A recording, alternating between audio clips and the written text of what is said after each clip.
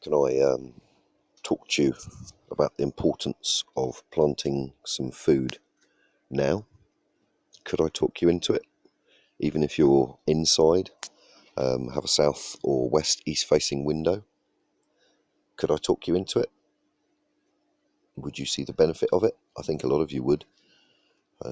We're doing it. We've done it for a while. We have a seed bank, an actual seed bank of heirloom seeds, many from Victorian times, traditional varieties that aren't available now. You had to join a particular seed club. Might be worth looking online for seed clubs now and seeing, because I think this is going to be a very strong currency in the future.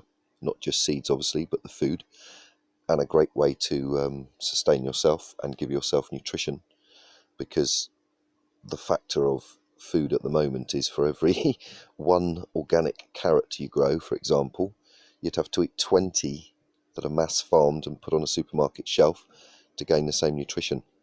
So it's not often about bulk and the calories, it's simple nutrition. You don't have to grow a lot to benefit from it. And it's windy here again, very windy actually. We had some 95-mile-an-hour gusts over the past few hours. It's quite scary sometimes.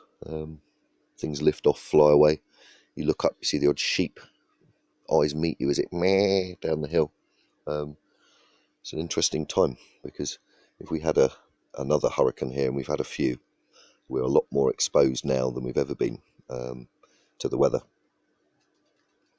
So, worth thinking about for us anyway. Slightly off topic this. It's a strange time, isn't it? It really is.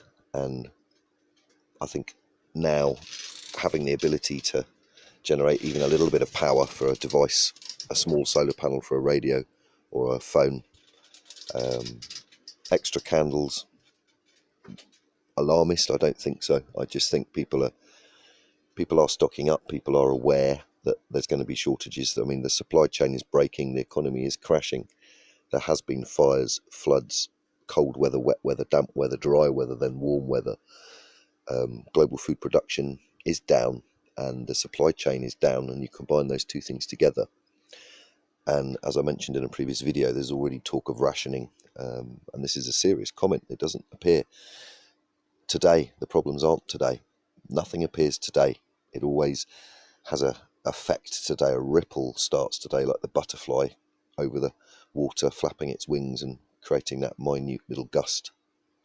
I love these cliches, don't I, that form into a hurricane like the one we've been having here. That's what's happening now.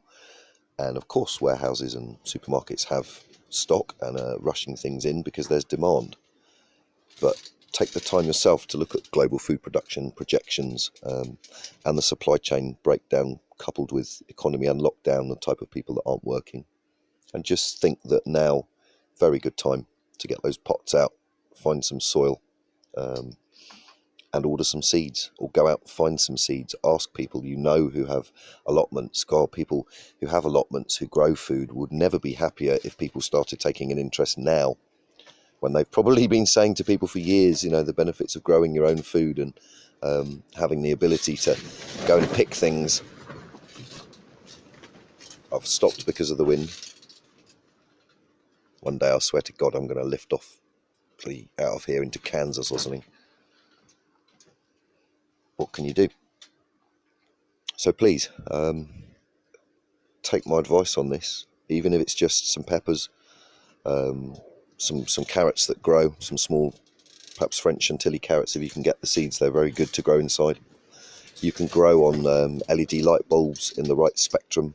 There's many YouTube videos actually that detail how to do this, and you can buy these light bulbs off the shelf. They're not specialist gardening equipment. You just have to buy the right lumens in the right frequency. God, I'm turning into Jonathan Ross. Well, I'm going to leave it there before my R's turn into something completely undistinguishable. Cheers, everyone. Grow some food, eh?